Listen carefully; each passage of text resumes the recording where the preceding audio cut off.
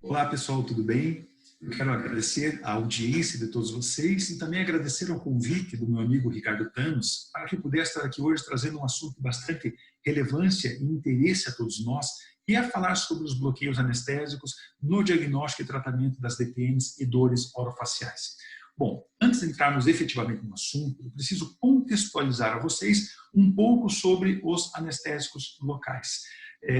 Diga-se de passagem, é o principal fármaco utilizado nos bloqueios anestésicos. Então, o que nós iremos comentar ao longo de toda essa aula, e tenho certeza que será de extrema valia para todos nós. Em primeiro lugar, nós precisamos compreender que os anestésicos locais, eles não são meros bloqueadores de canais de sódio, como todos nós estamos acostumados a pensar, achando que eles só agem de uma maneira periférica. Muito pelo contrário, os anestésicos locais, eles também agem via sistema nervoso central, promovendo o quê? A neuromodulação da dor. E é sobre isso que nós iremos conversar ao longo de toda a nossa aula. A importância de nós trabalharmos também a neuromodulação da dor do nosso paciente.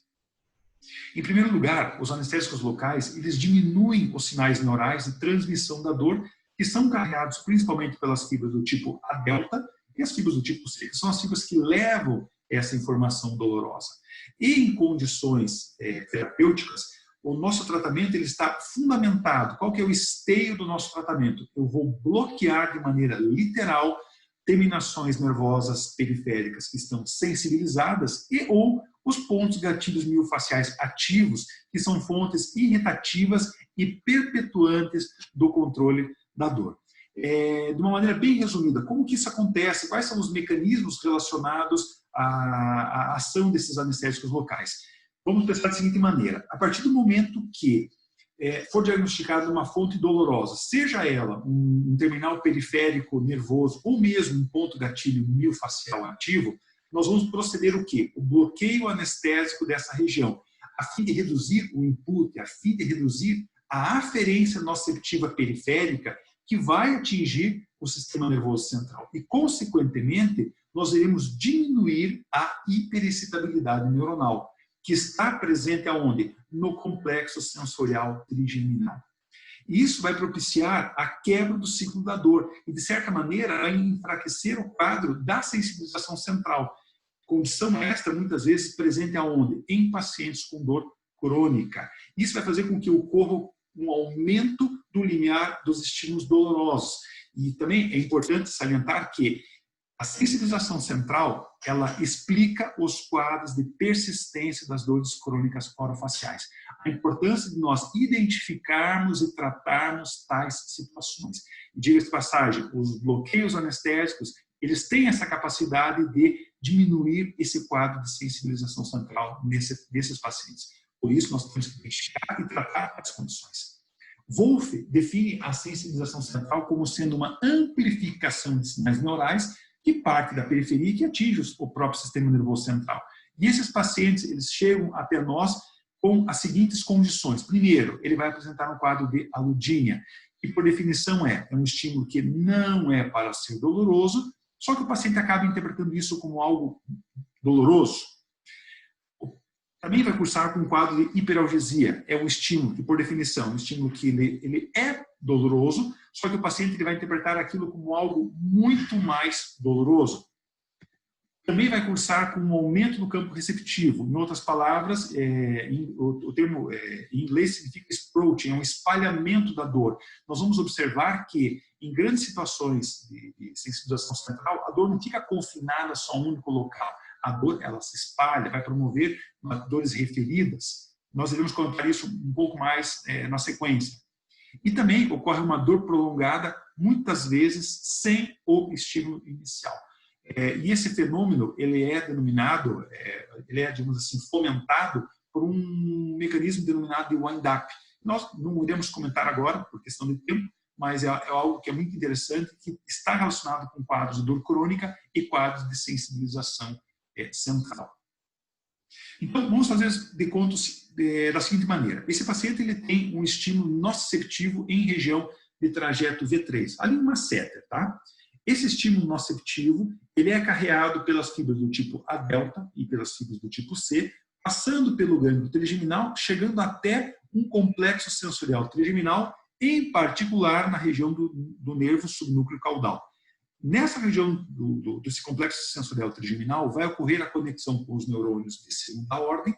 Esse estímulo nociceptivo ele vai ascender, passando pela formação reticular, pela própria substância cinzenta pelo tálamo, onde ele fará a conexão com os neurônios de terceira ordem, e esses estímulos nociceptivos irão ascender aos centros superiores, onde o indivíduo terá a percepção efetiva da dor que ele está tendo.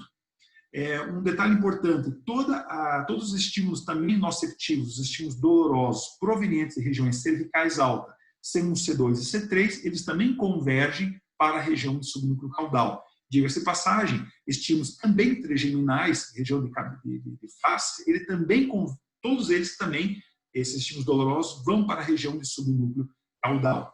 E em condições de dor crônica, devido ao processo de sensibilização central, vai ocorrer uma ativação do tal do chamado sistema trigêmino cervical. E de maneira antidrômica, e por mecanismo de convergência, de maneira antidrômica, essa própria região do subnúcleo caudal, ela por si só, vai começar a irradiar dor para outras áreas, sejam elas trigeminais, como por exemplo, pegando aqui no trajeto V1, V2, por exemplo, ou também em regiões cervicais altas, onde o paciente ele vai ter uma dor, por exemplo, em trajetos C2 e C3. Nesse quesito, é interessante os bloqueios anestésicos diagnóstico, para sabermos aonde que é a fonte da dor. Será que o local é correto onde eu vou anestesiar ou não? Não sei.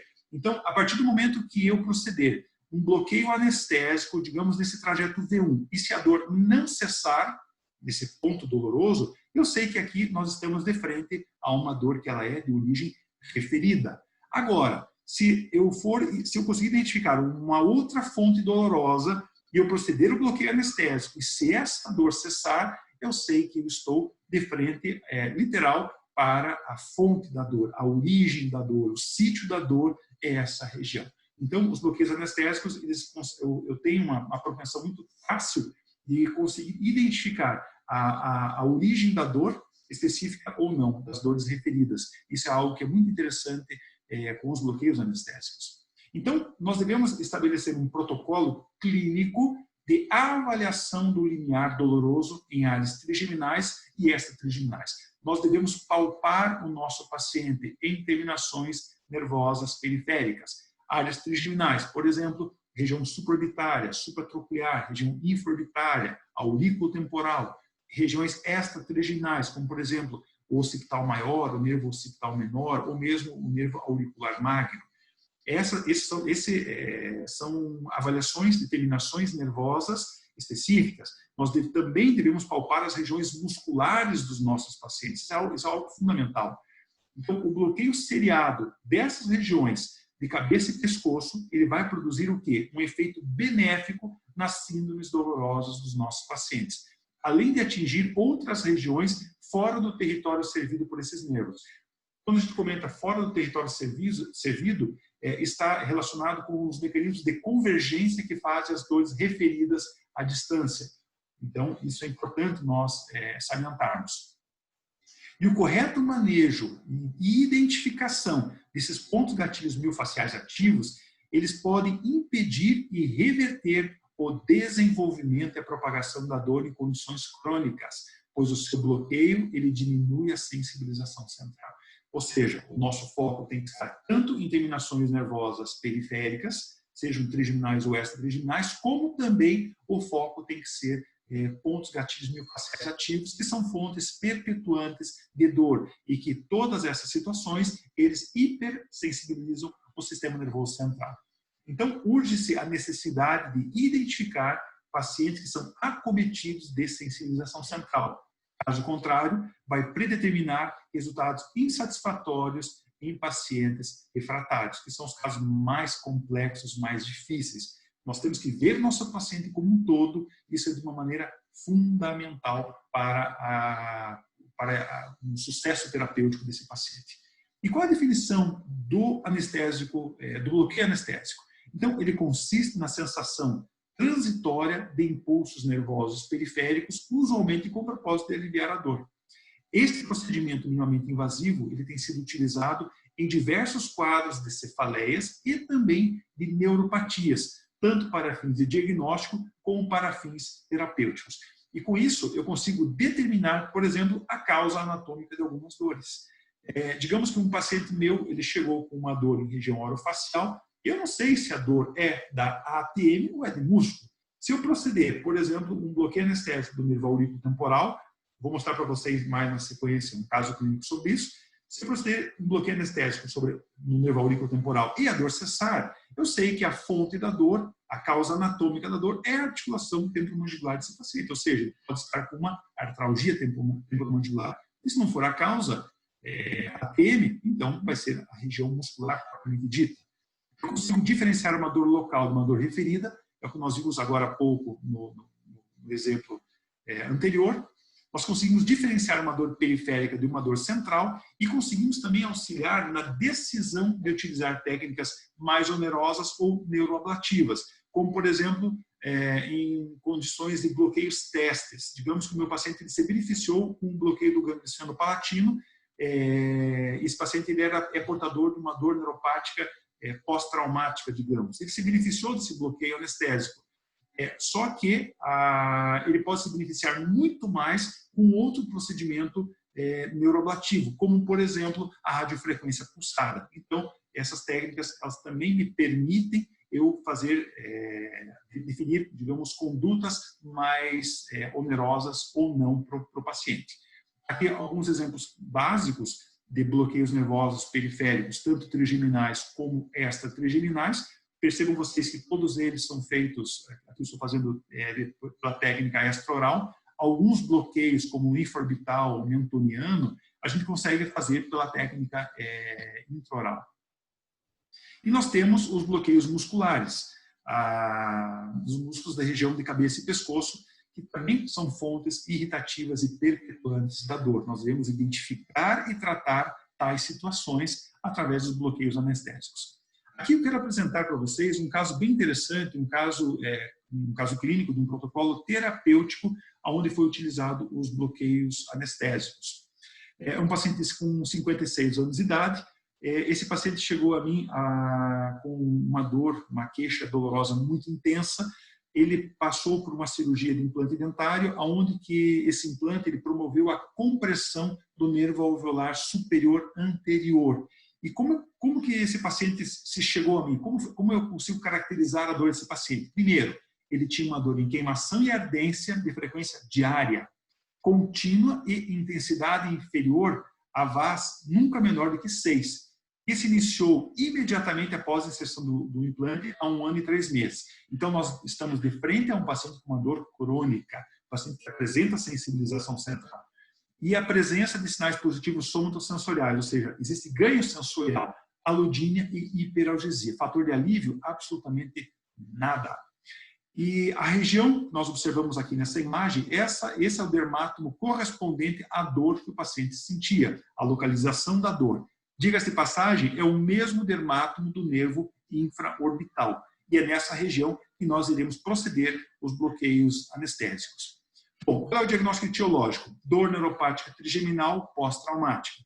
O tratamento proposto, então, eu visei um tratamento de 2 frentes. Primeiro, um tratamento medicamentoso que visa atuar sistema nervoso central e medidas periféricas através dos bloqueios nervosos, ou seja, via de mão dupla. Eu atuo de maneira concomitante sistema nervoso central e sistema nervoso periférico. O tratamento medicamentoso, eu entrei com a venlafaxina, que é um antidepressivo dual, atua em circuito de serotonina e noradrenalina. A pregabalina é um estabilizador de membrana neural que atua na subunidade alfa-2 delta-1 dos canais de cálcio. Funciona muito para essas dores mais em queimação. O PET de lidocaína ele é muito interessante para os quadros de sinais positivos somatosensoriais, que ele forma uma barreira mecânica para proteger em relação à alodínia e hiperalgesia. E o tramadol-gotas também é bem interessante, porque ele também tem um mecanismo dual. Ele atua em circuito de serotonina e noradrenalina, as monaminas, né? E também atua nos receptores micopioidérgicos. muito utilizado para quadros neuropáticos. Isso atuando de uma maneira central no paciente, com exceção do PET de lidocaína, que atua de maneira periférica. E, de maneira periférica, eu instituí 3 sessões de bloqueios anestésicos de 10 em 10 dias, com lidocaína a 1% sem vasoconstritor. Com medida física, eu sugeri uma possível remoção do implante caso o tratamento farmacológico não resulte em alívio sintomatológico. Graças a Deus, esse paciente ele se resolveu, a dor dele foi estabilizada em torno de mais ou menos 3 meses a 4 meses, consegui estabilizar a dor. Essa medicação que vocês estão vendo aqui foi trocada, foram substituídas. Esse foi o resultado final das medicações que eu prescrevi para esse paciente. Encaminhamento para a psicologia, o quadro emocional desse paciente ele era muito agravado, paciente com um eixo 2 bem severo. Também, imaginem vocês, 1 ano e 3 meses com dor, não poderia ser diferente. E resultado positivo, atualmente o paciente ele encontra-se em controle. A técnica básica é essa que eu quero mostrar aqui para vocês. Vejam que é fácil de ser realizado esse bloqueio anestésico. Então, procedemos sempre à asepsia da região, palpa-se a região do forame infraorbital, ele se situa mais ou menos em torno de 1 centímetro do assoalho da órbita. Introduzimos de maneira perpendicular a agulha, essa agulha que eu estou usando é uma agulha de insulina, 13,5 a medida dela, e 1 ml de solução nessa região. Com isso, de maneira incrível, a dor do paciente ela cessa. É fantástico de você observar isso. E a partir do momento que eu tiro essa dor periférica, automaticamente o sistema nervoso central dele ele deixa de ser sensibilizado. Depois vai comentar um pouco mais a respeito, posso explicar mais sobre isso nas nossas discussões mais na sequência. E o segundo caso é um protocolo diagnóstico dos bloqueios anestésicos. Então, esse paciente se chegou a mim com uma dor empontada em região periauricular que irradia para a face e que se exacerba durante a função mastigatória, de leve intensidade e que se alivia com anti-inflamatórios não esteroidais. Então, nós vemos que esse paciente ele apresenta uma dor de característica nociceptiva, uma dor que, teoricamente, ela é fácil de ser controlada. E a área da dor desse paciente é essa, então, em região periauricular. E a minha dúvida é, será que eu estou de frente a uma DTM muscular ou uma DTM articular? Como é que eu vou proceder numa situação como essa? Então, na dúvida, o que nós fazemos? Eu vou para os bloqueios diagnósticos do meu paciente. E aqui, como que é feito esse bloqueio diagnóstico do nervo aurículo-temporal? Nós vamos pedir para o paciente abrir um pouco a boca, mais ou menos em torno de 1 centímetro e pouco, então sempre peço para ele morder o dedo.